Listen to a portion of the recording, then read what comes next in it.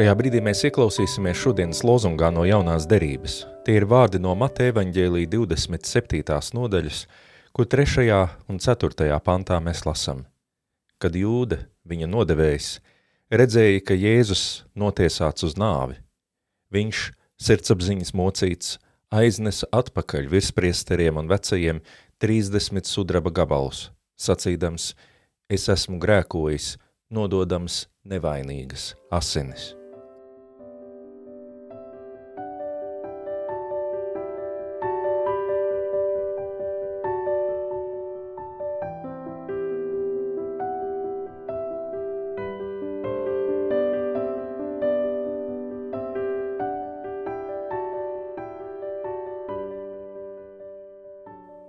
Visvarnais un mūžīgais Dievs, mūsu mīļais debesu Tēvs, šajā vakarā Tu atkal esi mūs sapulcinājis kopā, lai mēs arī šajā dienā un šajā vakarā mācītos dzīvot Tavas klātbūtnes, pieredzē un apziņā.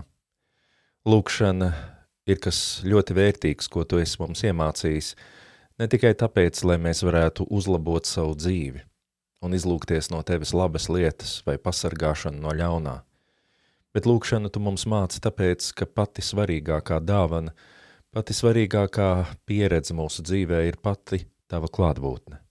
Ja Tu esi kopā ar mums, tad mūsos rada spēku, mēs spējam izturēt un pastāvēt un iet uz priekšu.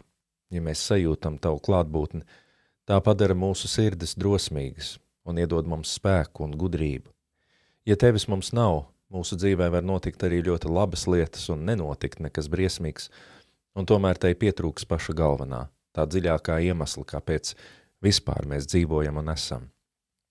Tāpēc mēs pateicamies par katru tādu mirkli, kad mums izdodas pārvarēt kādu pretestību, jeb ko citu, kas mums traucē, Tevi lūgt, un varam mācīties Tevi uzrunāt, mācīties piedzīvot Tavu klātbūtni. Arī šajā brīdī Tu esi ar katru no mums, lai kur mēs būtu, lai kādos apstākļos un kontekstos mēs būtu kopā šajā lūkšanā, mēs ne tikai varam apzināties citu cilvēku klātbūtni, bet mēs varam apzināties pāri visam to, ka Tu esi ar mums, Tu esi mūsos, Tu mūs dzirdi no iekšpuses, no mūsu sirdīm, no mūsu prāta.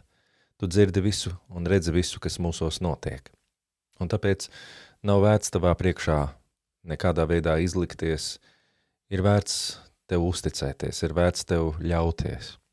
Ir vērts Tev izsūdzēt savas vainas un grēkus un piedzīvot Tava žēlastības lielumu un plašumu. Ir vērts nākt Tavā priekšā ar visu, ko mēs zinām un arī ar to, ko mēs nezinām, un piedzīvot, ka Tu saproti to visu labāk par mums un spēj mums palīdzēt tā, kā tas mums pat prātā neienāk. Mēs pateicamies, Kungs, ka šajā vakarā mēs drīkstam arī apdomāt šodienas lozunga vārdus, ka pat arī Jēzus nodevējs kādā brīdī saprata, ka ir nodevis nevainīgas asinis. Tā jau tas mūsu dzīvē notiek. Mēs izdaram briesmīgas lietas, un kādā brīdī mēs to saprotam, ka esam grēkojuši, ka esam vainīgi Tavā vai cilvēku priekšā. Un ļauj mums ieraudzīt, Kungs, šovakar to, ka ja tanī brīdī Jūda būtu gājis ne tik daudz pie augstiem priesteriem, mēģinādams pats saviem spēkiem izlabot savu kļūdu, bet būtu lūkšanā vērsies pie Tevis, iespējams pat viņš, lai cik tas liktos neticami un neiespējami, būtu atratis žēlastību un nebūtu nobeidzis un noslēdzis savu dzīvi tik nejaukā, tik bezcerīgā veidā. Ļauj mums to ieraudzīt, Kungs, ka nevis mūsu grēku lielums, bet tas, ko mēs ar to daram, izšķir mūsu likteni Tavā priekšā. Ja mēs mēģinam vainu uzgrūst citiem, vai ja mēs mēģinam norobežoties no Tevis un paši, saviem spēkiem kaut ko izlabot, tad bieži vien tas noved pie tā, ka mēs grēkojam vēl, un beigu beigās nekas labs nesanāk.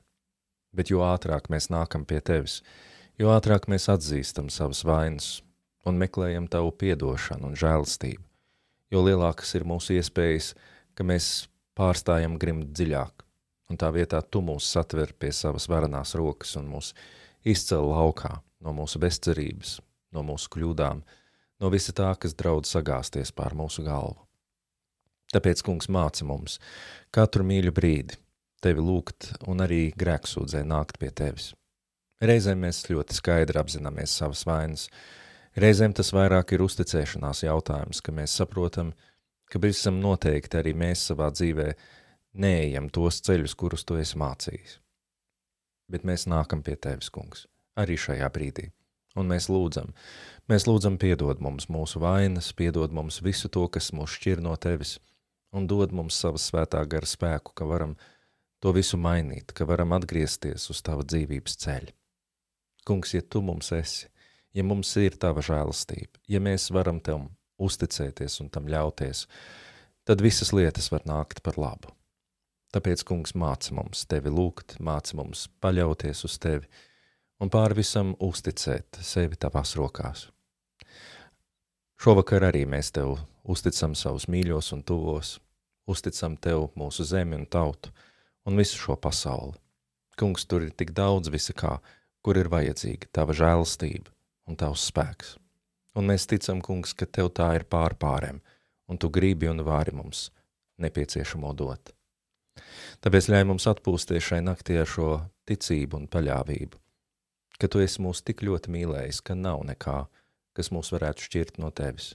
Ja vien mēs esam nākuši tavā priekšā, tad tu esi uzticams un dāvini mums savu piedošanu un žēlastību. Un tā ir pilnīga un patiešām dod mūsu dvēselēm īstu mieru.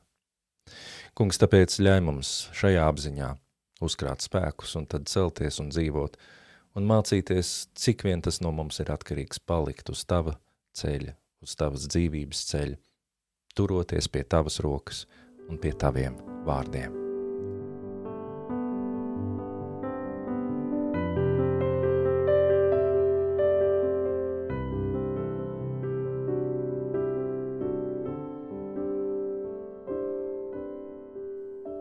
Bet pār visam citam, arī šajā brīdī mēs lūdzam ar tiem vārdiem, ko Kristus mūsos ir ielicis un turpina lūgt.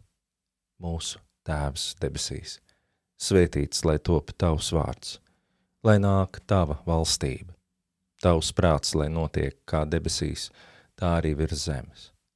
Mūsu dienišķo maizi dod mums šodien, un piedod mums mūsu parādus, kā arī mēs piedodam saviem parādniekiem.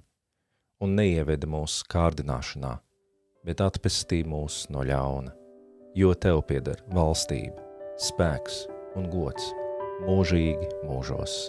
Āmen.